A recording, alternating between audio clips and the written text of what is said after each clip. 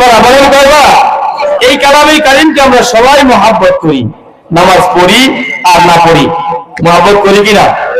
এই কোরআনের জন্য প্রয়োজনে আমরা জীবনও দিতে পারি, ঠিক না বেটি?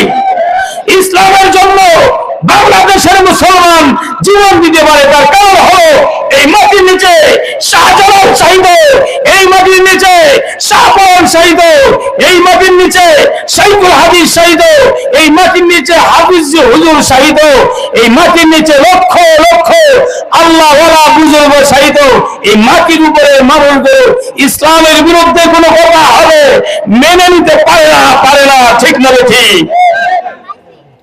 এক হাদির জন্য যত দল আছে সমস্ত দলের মানুষ এক হাদিকে মহব্বত করে, ঠিক না ঠিক? কেন?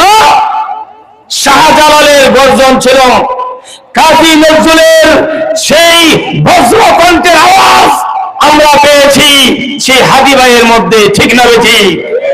তোমরা যদি মনে করো দেশকে অন্যদিকে নিয়ে যাওয়া হবে না, বাংলাদেশের মুসলমান আমরা শাহজালালের উত্তরসূরি।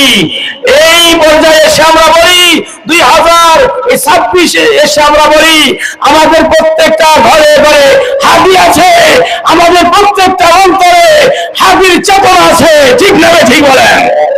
আল্লাহ তাআলা আমাদেরকে দেশের পক্ষে ইসলামের পক্ষে থাকার তৌফিক দেন বলে আমিন।